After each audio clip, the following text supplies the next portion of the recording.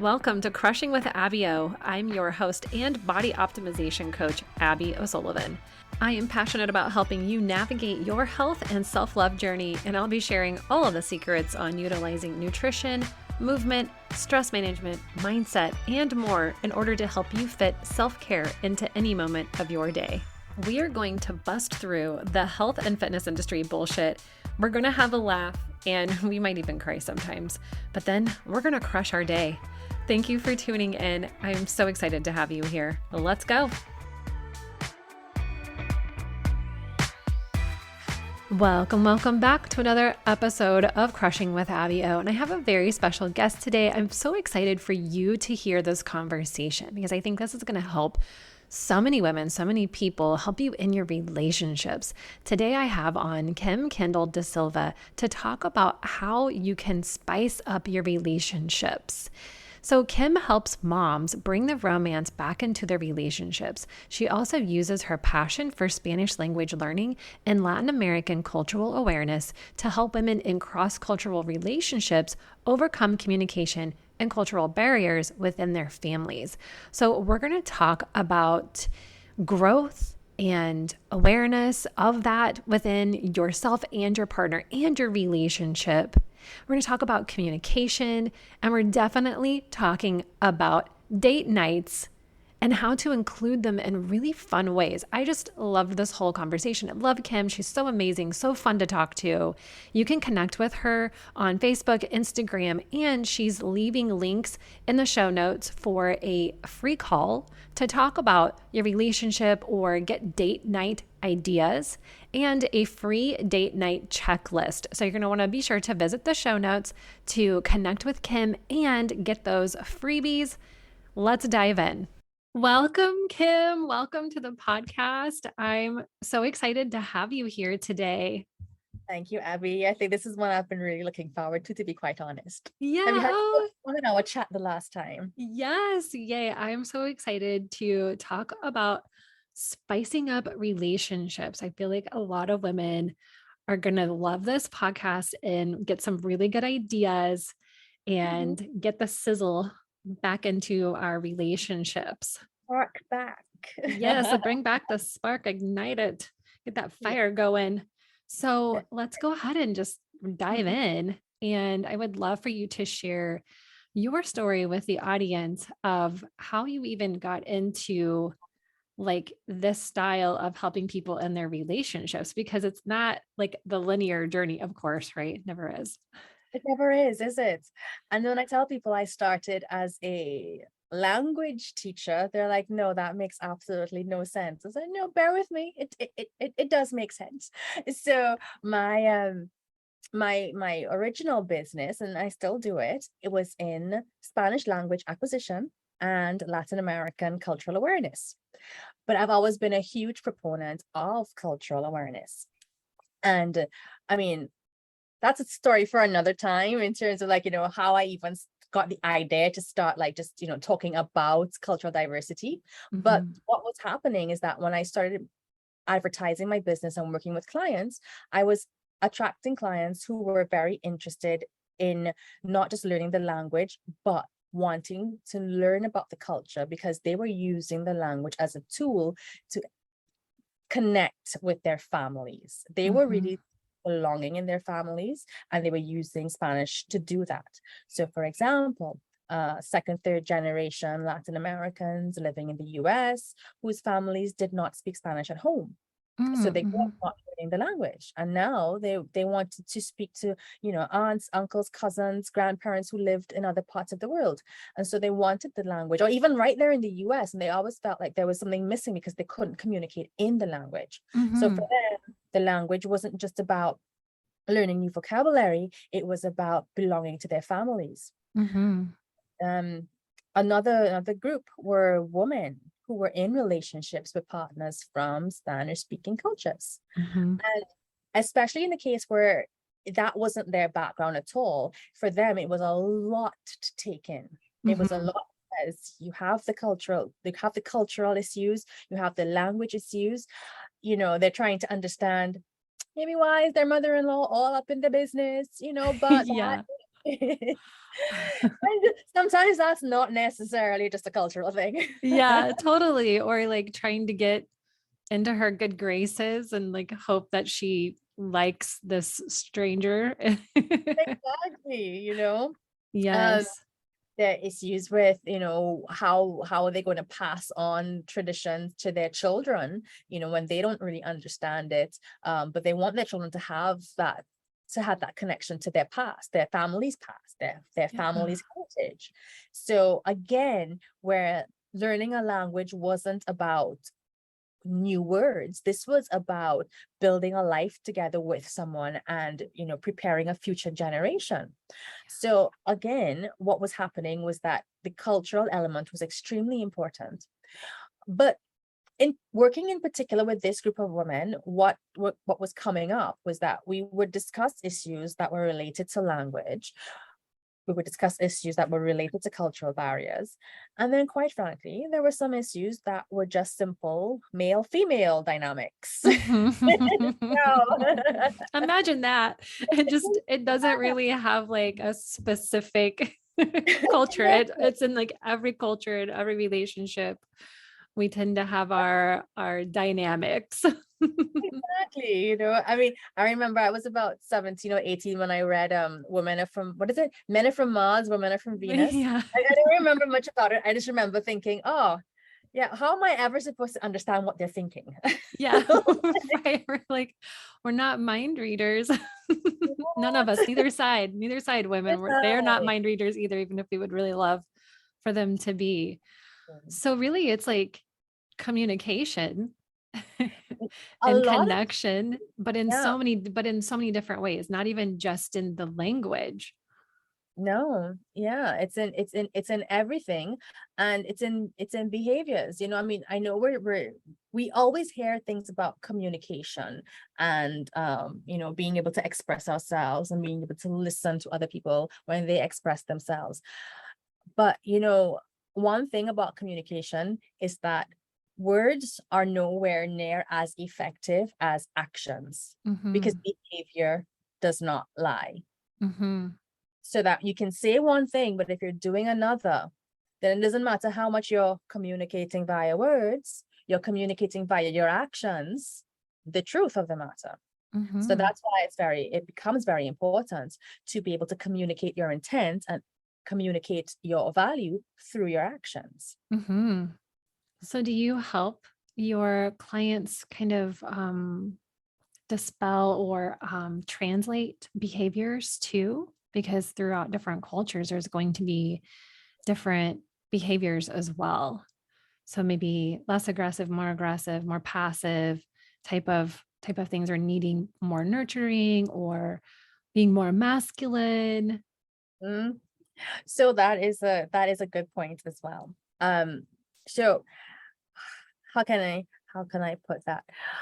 In some cases, certain cultures are more overt, and again, Overt is a good word. Mm-hmm. yeah, and this doesn't mean, this is not a blanket statement across Latinx cultures, because country specific, even within a country, region specific, you can get variations. So Mm-hmm. some cultures are they're open, they're clear, they're direct, whereas Mm-hmm. others, and even they speak more loudly.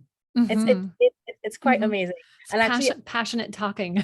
passionate talking, yes. And this might sound kind of weird, but I there is a difference between like how like if you're in a restaurant in Spain versus Portugal, for example, noise levels are much higher in Spain than in Portugal, Oh, because interesting. Spaniards speak much more Loudly. Yeah. loud than Portuguese people. It is the weirdest thing. Well, no, I shouldn't say that. It just is, right? Yeah. Mm-hmm. But that is a real thing, and for some cultures, yes, that boisterous behavior is normal.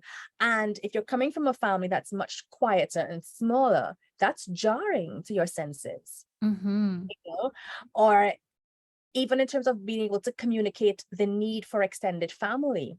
So you Mm-hmm. might say, well, I don't understand why we're always at your mother's house, or why you always have cousins coming over. But then that's just how people grew up. I mean, I know, like, from even in my own family, when when my kids were smaller, and my husband would say, well, what are we doing for their birthday? And I'm like, oh, nothing much. And then the day would come and I have like the cake ready, and the grandparents have come over and a couple cousins. He's like, but I thought we're not doing anything. I'm like, this is nothing. Yeah. Yeah. This is just what happens. Yeah. In my ex's family, it's like 100 people like strong, at least in the same town. Like his dad was like one of 8 or something. Oh gosh. So yeah, it's like the family gatherings aren't like on my side. It's it's small. It's like me and the siblings. I mean, small compared to like the house full, the pool full, the 2 barbecues going, like, and they grew up together. There's cousins of all ages. And that's kind of how I felt like I don't need to be best friends with your family. Like, do we have to hang out with them all the time? Like, can we hang out with other people that are not family, that are always going to take your side? Like, Yeah. there's that too. I But feel you. they were great people, but it is like no family gathering was small or quiet. Exactly.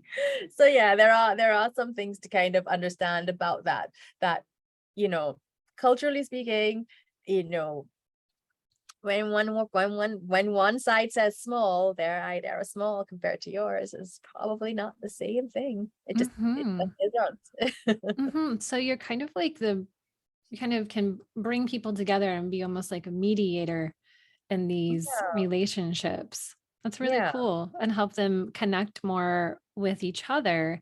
I know that we've talked about this before, was really helping women to also connect with themselves if they feel like they've sort of like, because I can relate to this, having felt like I being part of this bigger network in an unfamiliar like kind of family dynamic, like not that I didn't grow up with family around, but like not like that, like not always near you. Everything revolves around like this giant, family dynamic. Mhm. Is kind of feeling like I lost like a sense of myself too, trying to fit in. Yeah. Do you find that the women that are working with you have some of those like insecurities and kind of disconnect? Yes. And where it often comes up again is with the language barrier, Hmm.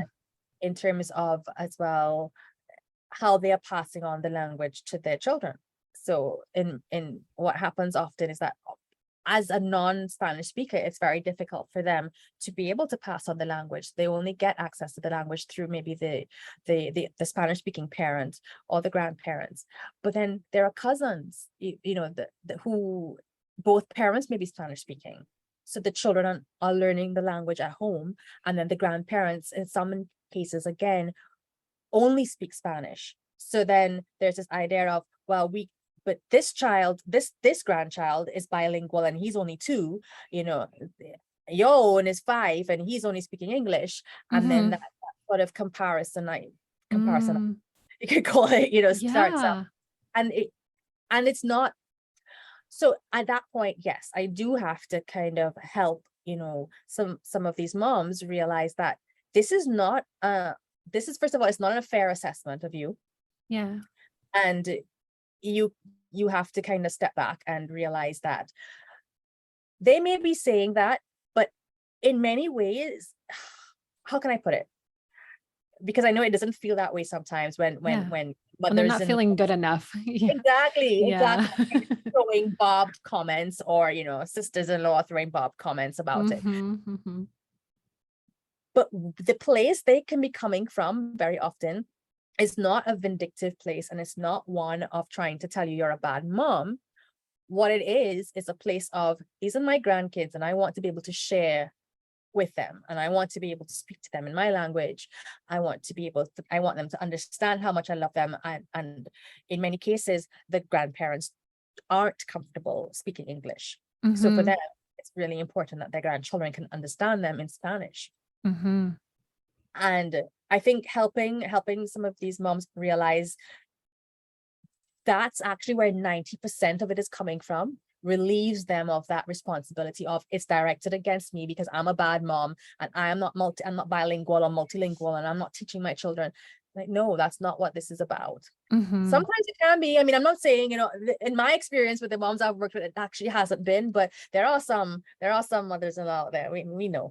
Yeah. Yeah. That are kind of like, they're just being Yeah, hard to be hard. Yes. exactly. Yeah. And And kind I of giving you can, yeah.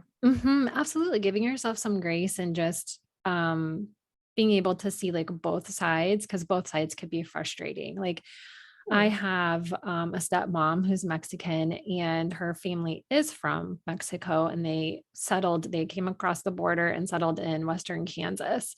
And her mom has never spoken English. So as a child, like that's interesting because it's almost like I could definitely get across as like the emotion and the expressions.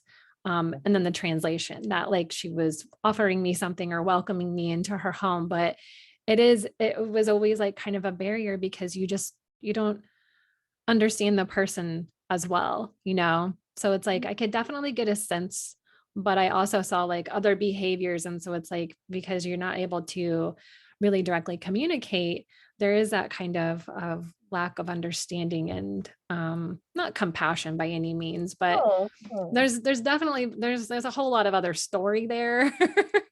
right. But just from like that surface level, yeah, it's a very interesting experience growing up. And also learning like um the way to be expressive with like affection with them a little bit differently in my family, like in my blood family, I guess, if we're going to like differentiate, but just like with my white family and then with the Mexican family, the expression of love and hugs and big warm hugs. And not that I don't get that on the other side, but like my two grandmas on that side, the step grandma and biological grandma, very different people, you know? So it was just always interesting to be a part of that, and then as an adult like look back on that as well. Yes. And I think that I made the comment that if I were looking for my my Latin lover, that you would be the lady to come see so that I can get on everyone's good side. I had a college student who said she was learning Spanish because she wanted to find a Latinx boyfriend. I mean, they're She pretty did. fun. She did. About 2 years into the degree, she's like, "Yes, I've got one." Yeah, but I think that's so cool because if you have somebody that can help you like integrate and really like learn to also appreciate all the various things and to not take things personally when they are like more bold and overt. I think that's so cool. Like it can really just form such a unique connection. Yes, it can. And it's, at the end of it all, we're all still looking for that connection. And that's Mhm. all. And Mhm. regardless of what, and everyone has challenges. For some Mhm. people it's the language and the culture, but other people it's a whole other load of baggage that comes along. So you just kind of take what you have and figure out how you're going to work with it from there. Yeah. Well, let's talk about some of the other baggage. Like what do people come to you in need of otherwise? Well, I would say most of the people that I've interacted with, in terms of, whether it's just, through calls or being clients, or it comes down to a disconnect. So the three things that I hear people talk about or say that they're missing or that they want more of. They want more romance, they want more quality time, they want more communication, right? Mhm. Or connection, communication and connection. That one tends to. So romance, quality time, communication, connection. So what does that look like? And very often, again, we come back to like, well, when we first got together, we used to. Mhm. And then, okay, so let's address now what's changed. And what usually has changed, of course, this is a few years into the relationship. Often there are children. Actually, in most cases, actually, for everyone I've worked with, there have been children. Hmm. And that's a major factor. That's a Yeah. yeah. Yeah, Yeah. it's not long, just two of you. You Yeah. know? Uh, Exactly. yeah. Last week my husband and I we were in Miami for 4 days. He had some work meetings, and I'm like, well, I'm tagging along because you're staying on Miami Beach. Well, I want to be there too. Heck yeah. I'll meet you. Exactly. That your meetings are done. You can come join me for a drink. Yeah. So, I got my parents to watch our boys, and I went with him. And that I would say that first 24 hours, I kept looking around because something was missing. It was like there Yeah. were children Your around little people. there, and so because they become such a major focus, and they Hmm. need to be a major focus, but they can't be our only focus. Hmm. That's what happens. We get to this point where we So realize remember every that, ladies. uh-huh. Like, rewind it, listen to it again. Sorry, keep going. Fine. But because that's important. They cannot be our only focus. And I know a lot of people aren't going to agree with this, but I'm telling you, it is true. Your partner actually needs to come first over the children. Mhm. Mhm. And you're going to say, no, my kids need me, and my kids can't replace me, and my partner can replace me. You don't want him to replace you. Mhm. And one Mm-mm. great way for him to want to replace us is if we keep putting him last, and that, Mhm. yeah, we kind Mhm. of get replaced. Gosh, Um, might sting a little bit, but it's so yeah, true. And we can't put ourselves last either. Like we have to be absolutely. looking out for ourselves and our partners in that relationship to keep Mhm, that strong. I exactly. mean, otherwise it just things fizzle Yeah. and then we're like wondering like, well, why? It's Hmm. because yeah. Okay, so keep going, keep going. Yeah. So, okay, the children have, and I would say normally the ladies I work with, the kids are a little bit older, so they're a little less dependent. Mm. They're not needing to be fed every hour, every 2 hours, or even if you're still feeding them on a regular basis, they know how to grab their snacks or their water from the fridge or whatever. So they're a little more independent. They're probably in school, or you have breaks from them. You're not around your kids and they're attached to you constantly anymore. Mhm. And where, a lot of women, we have time now, and we're like, well, I want to learn something new, or I want to do something new. I want to start back exercising. I want to go back to work. So this is the time where we start kind of getting our identity separate from the children back a bit. Mhm.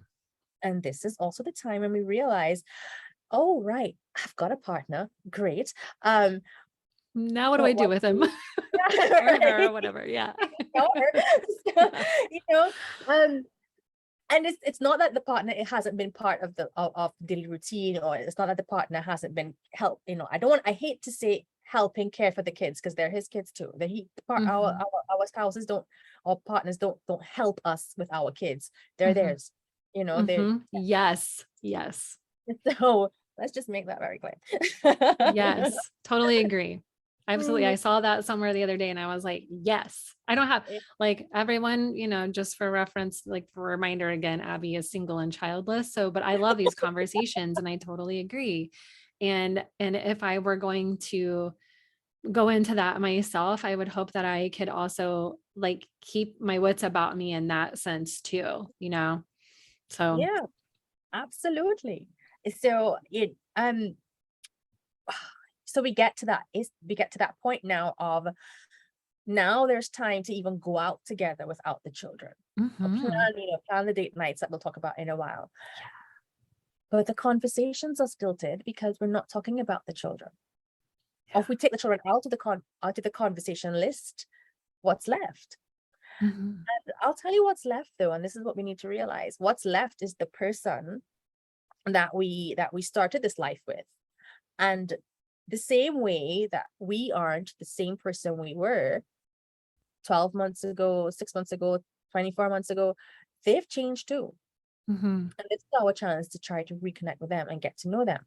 Yeah. This is also the time we realize all that has changed, all that we may be unhappy about. And because we're unhappy with a lot of the changes sometimes, and Abby, you would know this, our bodies have changed, and that can cause a major disruption, because even if our partners are saying you look beautiful, many times women don't believe their partners when they say you Mm-hmm. look beautiful, because we don't believe it about ourselves. Mm-hmm. We're watching the stretch marks and we're watching the scar, and we are thinking, yeah, no, you know, Mm-hmm. this I is not disagree. yeah, Yeah. exactly, and Yeah. brush off their compliments. And Mm-hmm. how can I put it? It's not an easy thing to accept those compliments when we don't believe it, Mm-hmm. but partly we kind of need to accept it, or we need to say, okay, thank you, even if we Mm-hmm. change the subject afterwards, because what we don't want is for him to get fed up of telling us compliments. I remember once my husband was like, Right. he had said something I had on, he's like, oh, you look really lovely. I'm like, yeah, whatever. And he's like, I'm just gonna stop telling you nice things, because every time I tell you you look nice in an outfit, you don't take me on. Yeah. So You I'm like, just throw it back in my face. yeah, And they okay. don't want that, if that was like reversed, we would feel, slighted by that too. And so we have to remember that, like, our feelings are valid, and their feelings are valid too. And the things that they say that are genuine like that, we Yeah, really have to practice to learn to just be open as women. Like, in general, I feel like it's so hard to just receive yeah, without deflection. yes, And it does exactly. come from that place of just not really fully being in love with what's going on in our bodies, whatever we're seeing and how we're feeling on the inside. And I totally get that. I totally get that. And like, not every day is 100%. You're just like, I love myself and everything about me.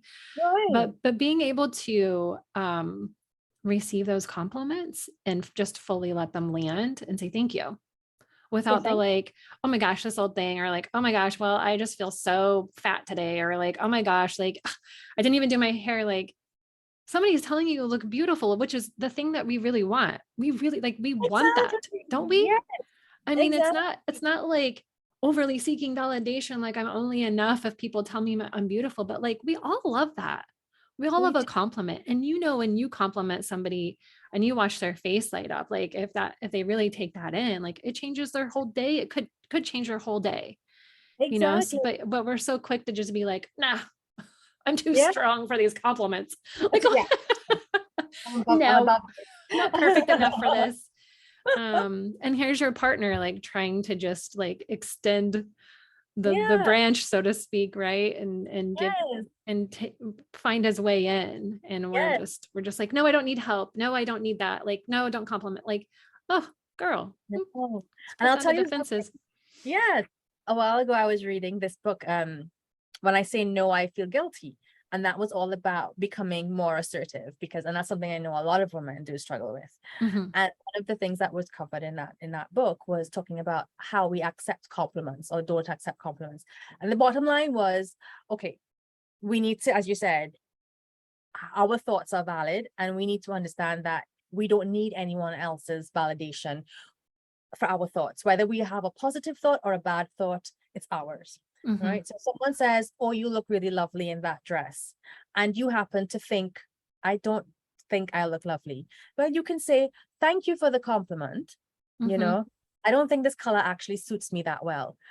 But how can I put what that does, although you might say, but I'm not accepting the compliment. Yes, you have. You've acknowledged the person and you thank them for making the compliment. And Mm-hmm. now you expressed your personal opinion about it, because your Mm-hmm. opinion matters. So you Mm-hmm. thanked it and appreciated the compliment, and you validated your own opinion. Mm-hmm. If you happen to agree, you say, thank you. I actually love how this color suits me. You Mm-hmm. know, and Mm-hmm. again, if you haven't made up your mind about it and they tell you, you look lovely in that dress, thank you. I haven't quite made up my mind as yet if I like it or not.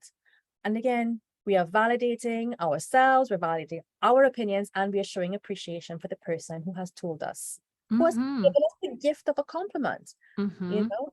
And I just think that was an important lesson for me to learn as well. And just because you feel like, because you have to be appreciative of the compliments, you have to agree with it. Well, you actually don't have to. Mm-hmm. You can work yourself up to that point. You- Yes, I love that. That's a great point. Like, thank you for sharing that whole point, because I think that's important too. And I do believe I have accepted compliments and kind of been like, I'm not really sure about it, but thank you. Like, Yeah. like, so maybe even with my hair, I'm like, I'm not sure I like it yet, but I'm glad you do. So Yeah. good. Well, Glad that that's you can perfect. stand to look at me today, whatever.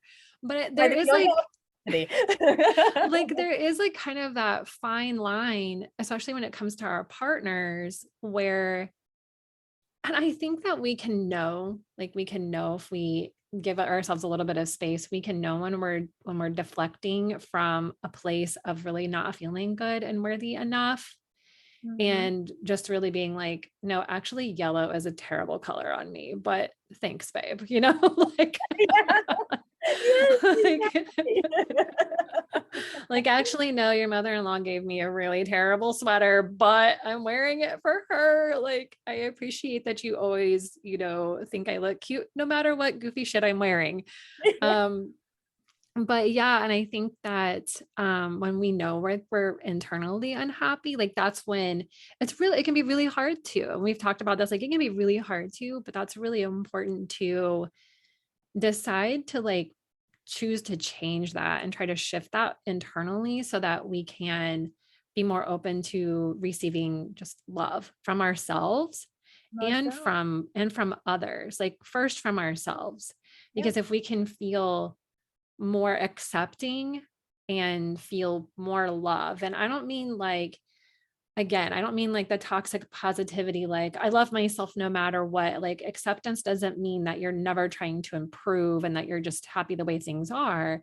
But if we can accept all the parts that make us who we are, even if they are those less positive feelings Yeah. or doubts or the stories that we've created, or shame around our bodies or any of that, if we can become more accepting and just show ourselves some grace and compassion and love, Yeah. when you feel more whole that way, like you're able to be, number one, it allows you to feel more comfortable being vulnerable and sharing and being able to receive Mhm. love from your partner, I think. Yes, Because absolutely. if you're just have a wall up constantly because you don't want them to think that you're like, judge you or think that you're not worthy or see your stretch marks because they'll think they're bad, like it creates a barrier, like you're not letting that person in.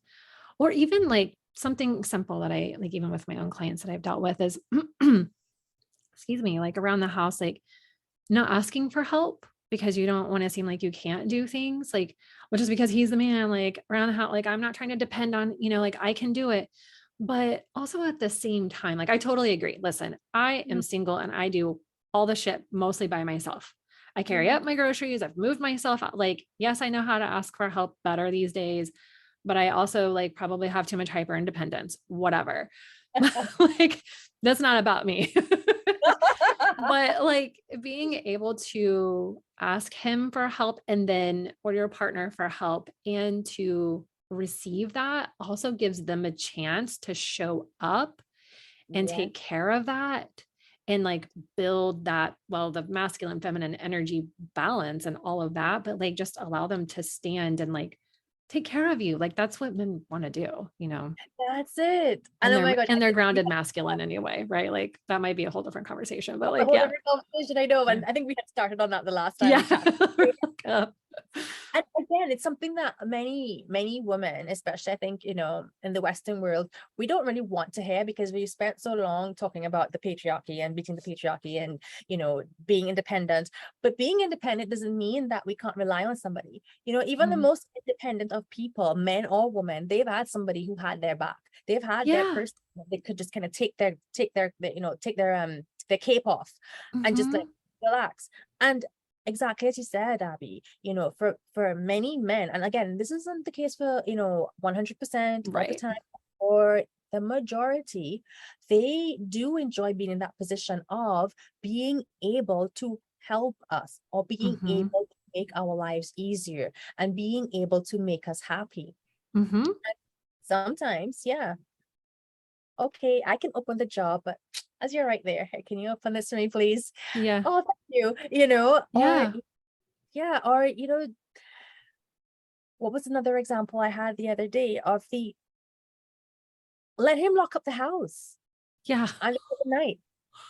Yeah. You know, I mean, again, don't make it into a thing. And of course, yeah, of course, you know how to turn a lock Yeah, and an alarm, exactly. you know. Yes. But if he's going about doing it, don't make it. Let him do it. That's his way of keeping you safe, and Yes. that's his way of acknowledging Yeah. that. Totally. And I feel like we get like hyper into that, like, let me take care of everything. Like, no, I'll take care of it. No, I'll take care of it. Like, but we don't have to take care of everything. And if, and again, and like going back to your comment about taking off the cape, I feel like what popped into my mind was like, if you can't do that with your partner, then like, why? Like that was one of the coolest things that I realized about being married, like to just give marriage some props here because we know I'm divorced, but I don't have anything against it. But like one of the cool things I realized was like, this was a person that you would hope, if you've, chosen well, like they have your back, like, your family has your back, but like they have your back in a different way because where do you go when you want to bitch about your family? Like you could probably do that with them. Just be like, I'm very frustrated with this. So, or if you're having a bad day and you like really need some comfort, Yeah, hopefully your partner is there for that. And if you're able to allow them to see that little bit of softness, it allows them to come in and what's the word I'm looking for? Like play, I don't want to say play that role, but fulfill no, it. they can And like fulfill. that Yeah, makes them feel good, like makes them feel trustworthy. And when yeah, we're not like micromanaging like every little thing they do, like no one's going to do this things the same way that you do. Like we all grew up differently. We all clean the sink possibly a little differently, like some of us more micromanaging. effectively than What'd you others. say? But some of us more effectively than others, but you know. Exactly, right? But if we can just kind of like allow them to help and to do things in their way without necessarily, and I will say, you know what? Let's flip this because men, same thing. Sometimes we just want to do things our way, even Yeah. if we might know in our hearts that's probably isn't the most efficient Mm, or effective, or that we exactly. might not need you. Just kind of like don't mansplain us so much. Does not help our attitude. It does not. It does not. And yeah, sometimes we just want to complain about something and you just need to listen. You can't Yes. fix it. We don't want you to fix Yes. it. And I Maybe we think cannot fix what's the it. thing that we hear prompted is like, are you looking for a solution or do you want me to just listen? Like that type of things because they're natural like fixers. Yes, And they there's a are. lot of women who are like that too. I mean, I find myself having to try to pull back because I want to be like, well, you should just do that. But you should do that. It's like, maybe they just like need to talk. Yeah, exactly. Exactly. Like ask your probing questions later, Abby. Like There is that. Yes. oh my gosh, this is so good. I love this conversation. So okay, so we're talking about women kind of like getting back in touch with themselves, getting connected back to themselves, and then Mhm. connected back to their partner. Maybe the partner may also have work to do on their own as Yeah. well. Most of us do. So Mhm. do you normally work with both people or tend to work with one or the other? I tend to work with women only. And why I say that, it's that the time or or that I work with my clients, it's when they've realized that there are a few issues in their relationships. I don't want to call them problems, or they're not insurmountable challenges. They're struggles. They're Mm-hmm. daily struggles that have come about from that simple disconnect of being a parent and locked into the day-to-day running of life, children, Mm-hmm. job, all of that sort of stuff. But I find women are the ones, we will quicker recognize there is an issue. And then we are the ones who go looking for solutions to those issues. And we are more willing to accept help for our relationship, or we're the ones who are willing to say there is a problem. And I Mm-hmm. would like some help before this gets out of hand. Mm-hmm. And again, that area of my favorite analogy, and I guess I have to make it very clear, when I speak about the work that I do, I'm talking about generally healthy relationships. So this Mm-hmm. is not a toxic relationship. This is not an abusive one. This is not one where, you know, you're dealing with narcissistic partners. No, this is one where it's the piece of silver that was sitting at the back of the kitchen cupboard, and you've pulled it out and you're polishing it up because Oh, I it's love that. touched. Yeah. Yeah. And you're giving it some tender loving care and making it sparkle and shine again. Oh, I love that. Making a Yeah, relationship I love sparkle and it. shine again. Oh, that's perfect. Okay, podcast done. I'm just kidding. So then what are some of the ways, like I knew this was going to be a really fun part of the conversation too, was spicing up the relationship and like finding some ways to add a little spark or flavor, or just like bringing that sizzle back. I feel like those are such like no, cliche words or whatever, but yeah, so like if people are kind of feeling like, okay, things have been a little, go with the flow, like pretty samey, maybe a little complacent, and just kind of like going about our normal stuff. But we need to change things up, and we need to bring some fun back so that we can, like, they can help themselves get to know their partner better again, Yeah. or whatever. So like what are some of like the first things that you tend to suggest, if you want to Yeah. share? Yeah. That's fine. Um, well, I will talk about the date nights as well. Mm-hmm. That is something that I think is important. So I would say the two quickest things that I could tell you there would be to implement a good date night. So we'll talk about what a good date night is. Mm-hmm. And then the next thing is to start trying to go to bed around the same time on a regular. Mm. So again, this is not going to be something that everybody's going to be happy to hear. And I myself, I know I fought this one for a long time. But we talk about connection and what connection means for us. Okay. So connection for women. We want to be seen, we want to be heard, we want to be understood. We want our partners to understand our point of view, why we feel that way, and not necessarily to validate it, but to get on board with why we feel how we feel. And Yeah. when they do that, Get yeah, on board. Yeah. exactly. And if they don't agree, and they can say they don't agree, but they understand where we're coming from and they want to help us work through it. Okay. That's when we feel connected, because we feel seen, heard, and understood. That's what we need. From most men, and again, not with so many women don't want to hear this, but for most men, connection is intimacy. It Mm-hmm. literally boils down to that. And Mm-hmm. that is the time they feel most connected to their partner, because Mm-hmm. it is for them that physical connection, creating the spiritual connection, creating the emotional connection. And we can argue that point for as long as we want, but in the majority of cases, that's what connection means for men, and that's what connection means for women. Men need to understand what we need, and we need to understand what they need.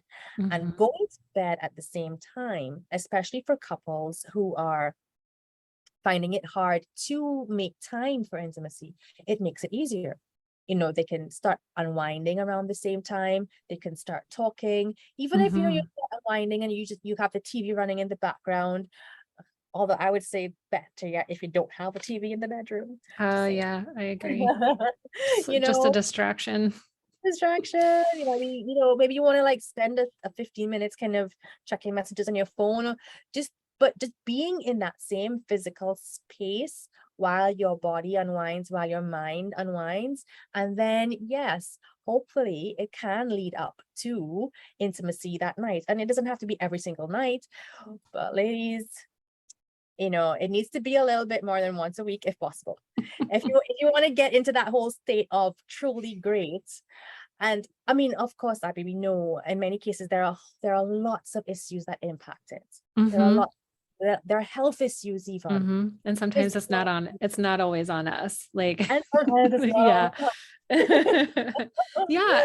And that's where but like, this is the great step into that though, because if there is something beyond that needs to be communicated about or addressed, like that's what that first step into that connection can Yeah, then unfold into.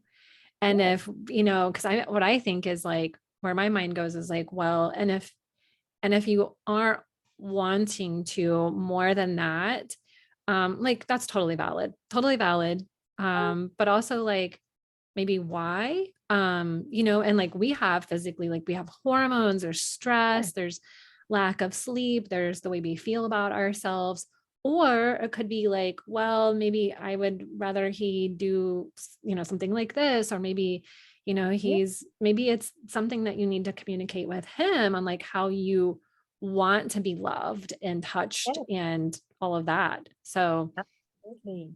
And again, mhm. that goes back to giving yourself the self-love that you can appreciate that your wants and needs are valid and Yes. that you deserve to express them and you deserve to have Yes. those wants and needs met. Yes, yes, yes, 100% that too. Like Yeah. it is important for you to have as like a respect for yourself and your needs and like being able to honor that and just use your voice. And it's like it's not a blame game. It's nothing bad. It's just like, hey, like, maybe a suggestion or if you're noticing, because I'm sure that I'm not a mind reader of men. I have not asked men this, but I can imagine, well, actually, I could imagine this because of my own experience, that they notice a shift if like you are not desiring intimacy as Yeah. much as you used to, or like in the same way that they are, which I mean, I feel like there's different like levels Yeah. of frequency and all of that. Like there can be probably too much. So Yeah. but they notice that too. And so if you're feeling like he is maybe not as active as you would like to, then you would notice that. So like it goes both ways.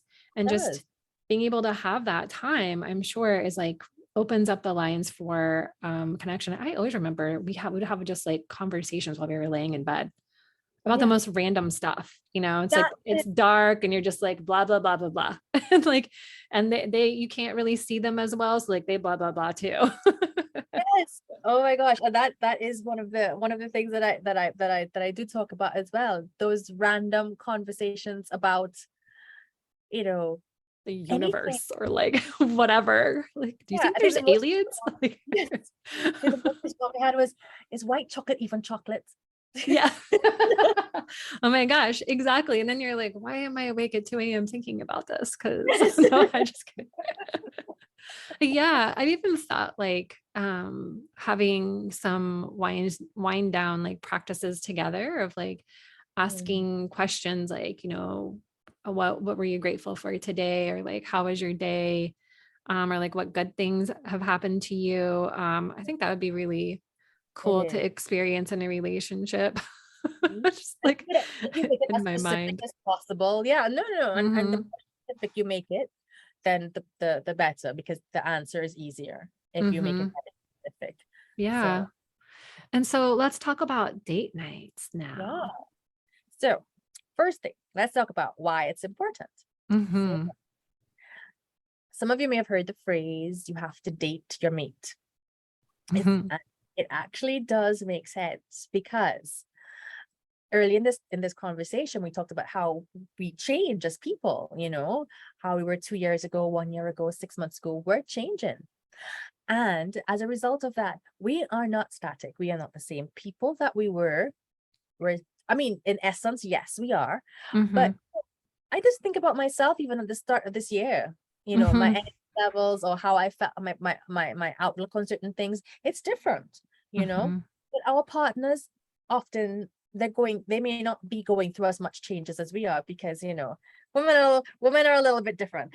Hmm. Hmm. Let's accept that, right? They may not be going through as many changes, but often we think we know what they're thinking or we think we know what they will say in response to a certain question or a certain comment, but we don't actually know, and their answers may surprise us. So getting to know our partners and putting ourselves back in that frame of mind of, I'm exploring somebody new and I'm excited to find out about them. I'm excited to ask them questions and I'm really hoping they're going to ask me questions about me too. And that idea of sharing stuff about ourselves.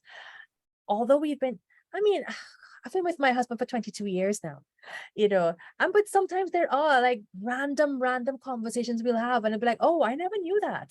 Hmm. Yeah, there's still things to learn after 22 years. And Mm-hmm. there are still things to learn now, especially as I've been, working on my own business for the last couple of years as well. So there are things to discuss. Mm-hmm. Going on dates, flirting with them. Flirting with them is important. How much did you flirt with your partner in the beginning? Mm-hmm. About those, those cheesy texts you might have sent, depending on how old you were when you started to date. Like, Yeah, right. like myself Pass was the even notes. I don't know. exactly pass the notes or whatever. Yeah, because I think when my husband and I got together, we didn't even have cell phones yet. Mm-hmm. Mm-hmm. But no, but you did say cheesy things to each other. You did, have come on lines, and you did, you felt sexy around them, or you were attracted to them. And think about how you got ready for a date, how, you pay attention to what you were wearing, and all of those things. That was part of the novelty. Mm-hmm. And we need to bring some of that novelty back into our relationship. So that's Mm-hmm. why it's important to plan the date. And you have to remember to have fun, because this is the person that, you want to spend your life with. So again, the date night brings that fun back. It helps you get to know this person. It brings the spark back. And it helps you remember why you even got together with them to begin with. If you Mm-hmm. remember how you felt in those early stages. Now we can never go back to how we were. And that's okay. We don't need to go back to how we were, but we just want to kind of recapture some of that excitement from those days. And so this is why, I say date night is important, but and I don't know if if you listen to kind of the description of why it's important. I am not talking about a date night item that you just check off of a list. You Mm-hmm. know, this is not just something you do. Oh, date night done. Mm-hmm. No, no, no, no. And this is why I say, people, like, when people come and say, "Oh yeah, we do date night every week." Hey, hang on. It's not just another thing to check off the to-do list. It's not. It's not. And if you want to make it really something special, then maybe it can't be every week. Maybe it needs to be once every 2 weeks, once every month. That's okay. The Mm-hmm. important thing is something that you really look forward to, and that you're Mm-hmm. excited to go and do with your partner. You know. Mm-hmm. So it's So not like just grabbing dinner together or grabbing lunch together, which those things are meaningful too. But but like doing something like going to the more special restaurant or just making a bigger deal out of it where like you're gonna, like for me, like I know I would put on a dress or something that makes me feel really good, a little different from my normal everyday, because that exactly. makes me feel like, oh, I'm getting dressed up and I don't really get dressed up anymore. So like that's fun, right? Precisely, precisely. And so again, the preparation part. Mm-hmm. Mm-hmm. Pretend it is a date, like when you first got together. Ask them out, ask your partner out. Mm-hmm. I no guarantee they're going to say yes in the beginning. So Yeah. ask them,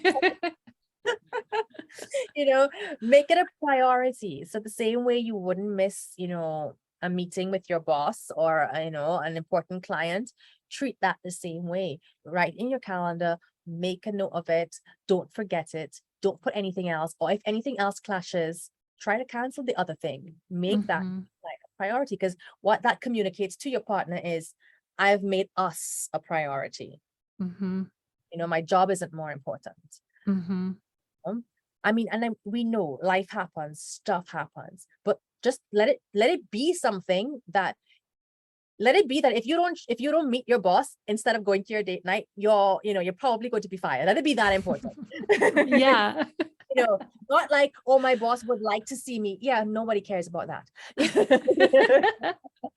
Your partner needs to see you more than your boss at that point. Yes, yes. So make it a priority. Um, Tease each other leading up to the date. Maybe show him what you're wearing underneath the dress that you're planning Oh, to wear. spicy. Mm-hmm. Mm-hmm. Find different ways to get yourself all hyped up about this date night, and hype your partner up as well. And then we have this issue of, well, should you do date night at home or should you do date night out? And then I say that depends on the couple. My preference, for me, I like date nights at home, because I feel more relaxed, and that's just my personal preference. My husband as well, you know, we like to dance. I don't think I'm a great dancer, so I'm very happy to dance at home and don't have the pressure Mm-hmm. of watching and feel like, oh my gosh, I'm Sure. stupid, Mm-hmm. I think that's such a good point, though, is to not place like that there has to be a stereotypical expectation of like what date night is. It's Yeah, like you're like, here, no, you can do it this way. It's really yeah, about the intention that you're putting into it. exactly. And then if it's something different, so like when Mm-hmm. we have a chance to run away quickly together, yeah, we go out. So when we have a chance to plan a really special night because the kids are away or something, then yeah, for me it's like, oh my God, we get our house back to us. So Yeah. it's like, wow, let's do something special about, with that time. Mhm. For other couples, and one of the things that I recommend as well, especially if you're in a more tension-filled time where it's hard to communicate, and there are a whole list of topics that cause arguments, or if you're not speaking about the children, you don't know what to talk about, then perhaps going out to dinner and staring at each other for like 2 hours isn't the best idea, because you will run out of things to say. So what I would suggest in that case, things like a long walk or a long drive, because what you're doing, you're moving, and what's happening, Mhm. well, yeah, your landscape is providing topics of conversation.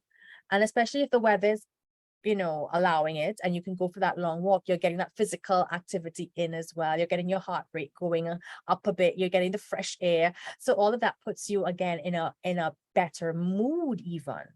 So that Mhm. helps with the date night. It helps with opening up conversation. It helps with being more responsive to your partner. It helps with being in the moment, because when your scenery is constantly changing, whether walking or driving, you can't help but notice. So, Mhm. the senses are more engaged, and that's what you want in your date night. And when your senses are more engaged on your date night, you tend to remember things better. So that Mhm. this positive experience gets sealed in your memory as one of your good memories and something you can revisit later on. I love that point, because as I'm thinking about all the dates that I've been on over the years, some of the ones that stick out aren't really the ones where we sat and like talked to each other forever across a table from each other. I mean, there's Mhm. definitely a couple, but it happened to just be that they're very good at conversation and they were like very entertaining to me. But there are some where there was like mini golf, where it's not like bowling where you're constantly sitting, like you don't, bowling is too hard to talk to one other person because you're constantly up at your lane. It doesn't make Yeah, any sense to me. Plus I end up like busting a nail or something, and even though my nails are short, so I don't like that. But or like arcades where it's kind of, fun and silly and like little kid style. But like mini yeah, golf is usually good because there's usually a lot of other people there that you can watch. You can see yes. how they interact with people. It's like competitive, but not too competitive. Yep. And I think you can always get a good sense of people by how they compete. Like if they're assholes, like It's or true. if they let you win. I don't know. Um, and then like art walks or like walking around downtown on like kind of a busy area where you're see people, or there might be like musicians out, or you're just kind of, like people watching, or you pop into a place and pop out. And then there's been some where we definitely like we went from place to place, and because we Mhm. were like changing up our scenery and the people that we were interacting with, like we had a really fun time, even if it didn't last. Like I'll be like, man, I had a really fun date with that person. Even if I don't want to see them again, like I had a really fun time at least. So that's Yeah, so interesting. that's, And I think it brings up so many different points of conversation too. Like, yeah, I yeah, love it that. does. It really does. And I I love think that. another idea too is do something that neither of you has done before, because Mhm. no one's an expert. So Yeah. no one's off on the other. Yeah. I think it'd That be first time. really, yeah, maybe, and maybe like not, like for me, like maybe not on our first date, but like I think it'd be really interesting to try something new like that. I always think of like dance classes because that sounds really intimidating, and like Hmm. you could potentially really embarrass yourself, but also you could potentially just have a chance to laugh at yourself too. Yeah. And if it's something that they're into, then maybe that's kind of like lots of different types of connection. So you never know, like what little vibes could. builds up the anticipation as well, because there's Yeah. something, but yet you can't actually do anything about it because you're in public. Yeah. It's very like Jane Austen, like we're so close, but I Right. don't know why that came to my mind. But yeah, I mean, I love a good movie night, but I'd rather just go to the movies alone because you really can't talk to somebody. That's Exactly. great, but I don't know if that's necessarily a connection thing unless you go somewhere and like talk about the movie and whatever I after, I guess. But agree. yeah, Yeah. I think that's such a great point because I live in an area where I feel like there's just only so many things to do. But yet, if I think about it, like I I could potentially, or someone else could, I don't necessarily want to plan the whole date, but there are ways to make things Right. more interesting and Yeah. provide more connection. Yes, there are. Actually, that's one of the I do these free strategy calls about bringing the romance back, and I think most recently they've centered around planning those date nights. And so it's Really? because yeah, for everyone it's different, what Yeah. their That's circumstances so are. cool. How fun is that? That's what you get to do. I know it really is. That's so cool. I'm like, my sister and I were just talking about strategy calls, but they were like business oriented. But I Yeah. love that, Oh, like, for like a VIP day or like strategizing your social media or like whatever, or I could do it with somebody for their health. But like, I yeah. love that people are like, hey, help me plan a date night. And Yeah. it's not like a long drawn out event like a wedding.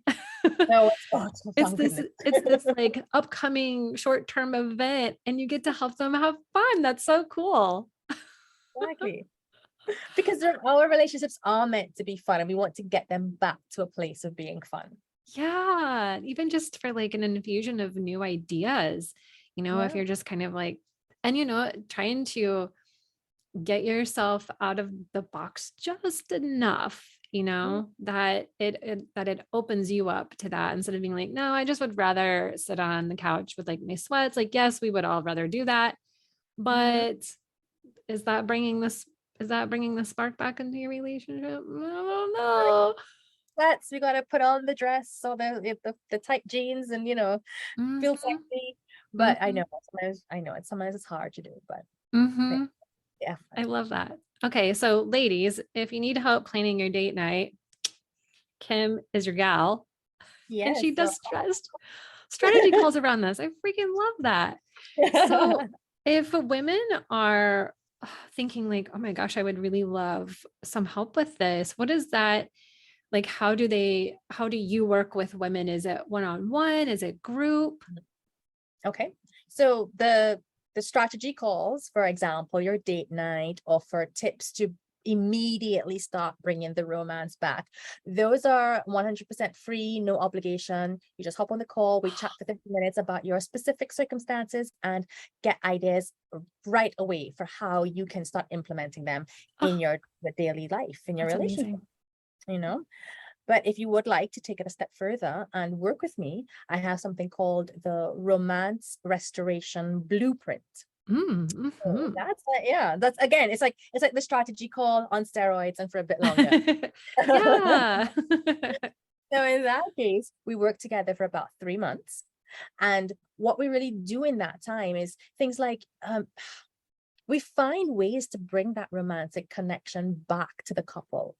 And what we do through that is we define things like, or we specify, what do you mean by romance? What do you mean by connection? What do you mean by quality time? Because if we don't know what we mean by those things, how do we know we're missing it? How do we know if Yes. we have it or not? And Mhm.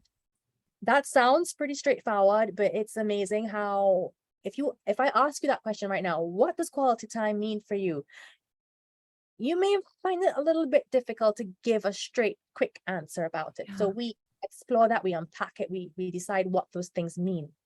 Um, absolutely. yeah, I think that's so important. It's the same in any type when you're setting a goal. It's like, yeah, is it a vague goal? Like what does that mean to you and like why is that important to you and like what does that mm, look like for you? That's so important. it is. Um, very often we are coming from a negative place because we feel so frustrated.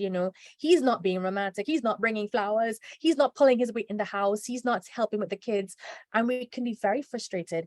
And a mistake some of us make is that we go, bad talking our partners to our friends, to our families. And what I'm going to say is, don't do that. And, there are loads of reasons why. But if you have someone like a relationship coach, that's a good space to constructively vent, because you Yeah, want to be able constructively to vent. constructively vent. I love that. I So love that it. is what it is, is that safe space for that kind of, we have to offload the negativity. We have to offload it.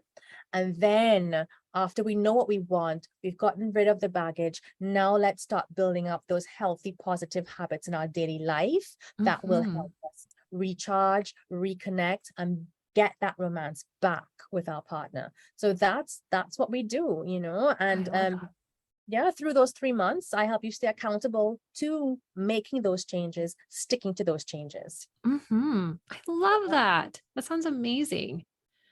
Thank you. Yay. Okay. Well, okay. So, so you've actually maybe kind of told us, but I was curious, like what is your favorite date night, the stay at home date night? Yes. Yeah. Do you guys usually cook together, or one of the other cooks, or do you bring food in from like a restaurant and then just set it up at home, or what do you normally do? Well, my husband is actually the one who does most of the cooking. Cool. He's Love that. he's really, really, really, I really would good. totally outsource that right away to myself. Exactly. So, for us, when we're having our date nights at home, it definitely is bringing the food. So Cool. because the kids tend not to be there, we splurge on something that we like. So we bring it in. It's usually sushi and then something else, because we really love sushi. We do. And then, I always say the other thing about being home, clear everywhere. Clear all the spaces, because I don't want to be looking around and seeing the laundry lying around. I don't want to see the toys on the floor. So I just kind of sometimes just throw it behind a sofa even. Yeah, just hide it for a little bit. Our favorite foods, a nice clear living room, good, favorite playlists in the background. And that, for us, that's a perfect date night, and then we have the whole night and we're relaxed because it's no kids are coming along. Yeah. We are super relaxed, super into each other, and just, enjoying ourselves.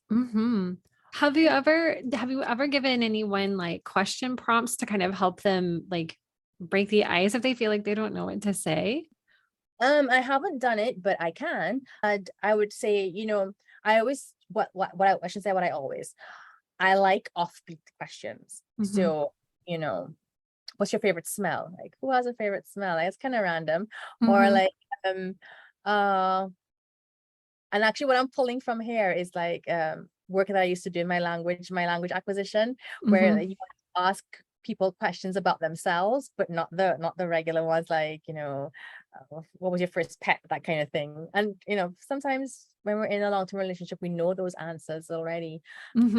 True. It might be, what did you want to be when you were 10 years old? What my Maybe brain is that's a blank. Yeah. no, that's okay. And I was just curious because I'm like, maybe that's something that like I think of, because when I'm single and dating, like sometimes you like try to think of like, okay, what's an interesting question I can ask besides like, well, so tell me about yourself. Like, How do you pack your suitcase? Do you fold yeah, over? it's like so different when you've been with someone for so long. Yeah. I would love to know, like, what do you love the most about what you do? I think it's that, well, it when we are on the fun topics, it's fun.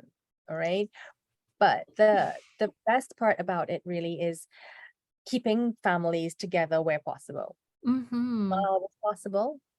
It really isn't always possible. Yeah. But where it is, that to me, because that my work has always, it seemed, revolved around families and helping them connect. And this is just another extension of that.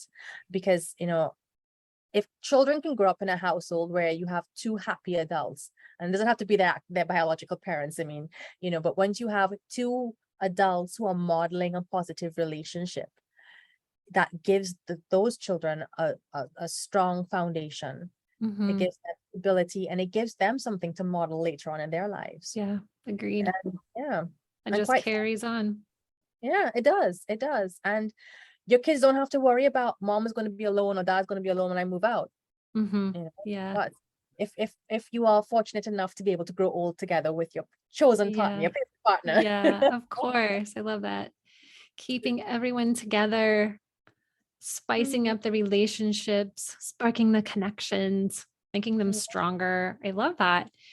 Thank you so much for this. This was so fun and constructive, and it really got me thinking about things too. I sometimes can be kind of a curmudgeon about relationships, so I try to leave that behind because I'm really not, but I can't. Like, I can put that front on because I am a little hyper independent, but I definitely, like, it makes me even like look forward to that again, because it doesn't have to be this like difficult, like, well, how am I ever gonna, get this person? It's just being yourself and communicating and, doing the work here inside. I'm pointing at myself, doing the inner work here to like be able to be vulnerable with that person, and then hopefully they feel safe to do the same, and building those connections. And now I have fun date night ideas for the future. So watch out, guys. But I also think this is just really helpful for women who have been in relationships for a long time, and they can just kind of relate to that, the sizzle kind of dying, things having been on the back burner, and knowing that they want a little bit more, but not really sure how to take that first step towards that. So let's let our listeners know where they can connect with you. Yes. So on Facebook, pretty much everything is on Facebook at the moment. Kim Kendall-De Silva, you can friend me, or I'll leave a link as well to our Facebook page, the Language Relationships. Oh, nice. Yes. Yeah. And that's where we start. We start our journey. Awesome. And if you want to book a call, you can go onto the Facebook page as well and find your link to start planning your next best date night. Amazing. Do you want me to put the link to the call in the show notes, or would you rather them come to the Facebook group and grab it from you? No, it's fine to go there as well. Oh my gosh, you guys. That's such a great, I love that. That's such a great resource. Yay. Let's plan. Yeah. Well, thank you so much. I love this talk so much. Thank you so much for coming on the podcast today, Kim. You, Abby. This was really fun. Thank you. That was such a fun conversation with Kim. Be sure to head to the show notes to book your free call with her and grab the date night checklist so that you can spice up your date nights with your partner. We'll see you next time. Thank you for tuning in to Crushing with Abby O. If you enjoyed today's episode, please share it with a friend and leave a 5-star review. As always, you can connect with me on Instagram at Coach Abby O, or drop me an email at hello@crushingpodcast.com.